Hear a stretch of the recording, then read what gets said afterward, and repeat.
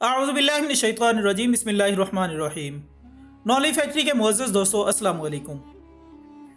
ناظرین اکرام، کرۂ ارض کے فطری توازن میں انسانی مداخلت جدید ٹیکنالوجی کے نام پر دوسرے سیاروں کو تو تسخیر کر رہی ہے، لیکن اس کی بے بسی کا عالم یہ ہے کہ اتنے مہینوں سے آسٹریلیا کے جنگلوں میں لگی آگ پر قابو پانے سے قاصر ہے۔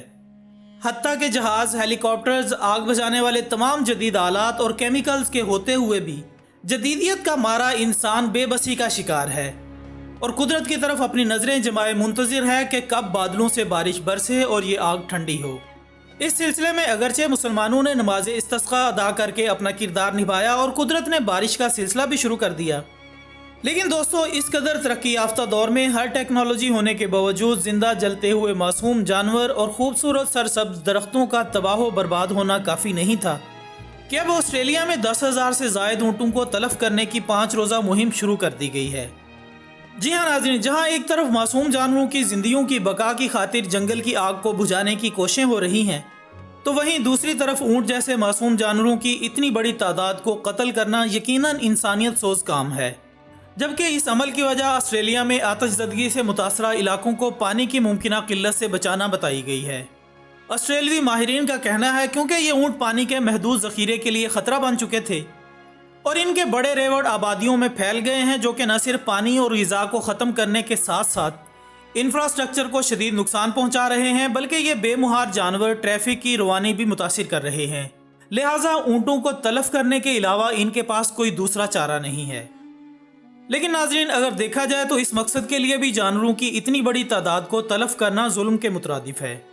حالانکہ جدیدیت کا راگ الاپنے والے یہ لوگ اگر انسانیت کے معیار کو بھی ترقی یافتہ بنا لیتے تو اس عمل کی نوبت نہ آتی، بلکہ اپنی اسی ٹیکنالوجی کو بروئے کار لا کر کوئی متبادل راستہ نکالا جا سکتا تھا، جن میں سے ایک انہیں کسی دوسرے آرام دہ علاقوں میں بھیج دینا شامل ہے۔ لیکن خواتین و حضرات، آسٹریلوی نشریاتی ادارے کے مطابق اس مہم میں اونٹوں کو آبادی سے دور لے جا کر ہلاک کرنے کا عمل شروع کر دیا گیا ہے۔ اونٹوں کو مارنے کے بعد ان کی باقیات کو جلا دیا جائے گا اور اس عمل کے لیے متعلقہ اداروں کو ہیلی کاپٹرز کی مدد بھی فراہم کی گئی ہے۔ خواتین و حضرات، اسلام کی روح سے اس موضوع پر روشنی ڈالیں تو ہمیں کچھ اس طرح کی احادیث مبارکہ سننے کو ملتی ہیں، جیسا کہ ایک حدیث مبارکہ جسے حضرت ابن عمر رضی اللہ تعالیٰ عنہ نے روایت کیا ہے کہ رسول اللہ صلی اللہ علیہ وآلہ وسلم نے ارشاد فرمایا کہ جو انسان بھی کسی چڑیا یا اس سے بڑھ کر بھی کسی چھوٹی چیز کو ناحق قتل کرے گا تو اللہ تعالیٰ اس کے بارے میں اس سے سوال کرے گا۔ عرض کیا گیا، یا رسول اللہ صلی اللہ علیہ وآلہ وسلم، اس کا حق کیا ہے؟ فرمایا یہ کہ اسے ذبح کر کے کھا لے اور اس طرح نہ کرے کہ اس کے سر کو کاٹ دے اور اسے پھینک دے۔ تو دوستو، اس حدیث مبارکہ سے معلوم ہوتا ہے کہ جیسا عمل آسٹریلیا میں اونٹوں کے ساتھ ہونے جا رہا ہے وہ ایک مذموم اور کبیح عمل ہے، جبکہ جانوروں کے ساتھ رحمت کا عین تقاضا یہی ہے کہ ان کے ساتھ رحم دلانہ سلوک کر کے کوئی متبادل راستہ تلاش کیا جائے، نہ کہ آگ بجھانے کی کوششوں میں ناکامی کا غصہ ان بیچارے جانوروں پر نکالا جائے۔ اور ان تمام باتوں سے قطع نظر آسٹریلیا اور اس جیسے دیگر ممالک کو سوچنا ہوگا کہ نام نہاد ترقی کے نام پر زمین کے وسائل سے کھلواڑ کو بند کرنے کے سوا ہمارے پاس کوئی دوسرا چارہ نہیں ہے۔ یہ جدید وسائل کی ہی مہربانیاں ہیں جو ماحولیاتی تبدیلیوں کے باعث جنگلوں کو نقصان پہنچا رہی ہیں۔ اس سے متعلق سنجیدگی سے سوچ بچار کی ضرورت ہے، کیونکہ آنے والے وقت میں آفات مزید شدت اختیار کر سکتی ہیں۔ یہ پوری دنیا کے لیے فیصلہ کن وقت ہے۔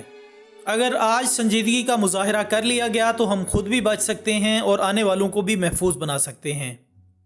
آخر میں اللہ سے دعا ہے کہ اللہ جانوروں کو انسانوں کے غلط فیصلوں کا شکار ہونے سے محفوظ رکھے اور ہم انسانوں کو ایسے فیصلوں کی توفیق دے جو معصوم جانوروں کی زندگیاں بچائے رکھے۔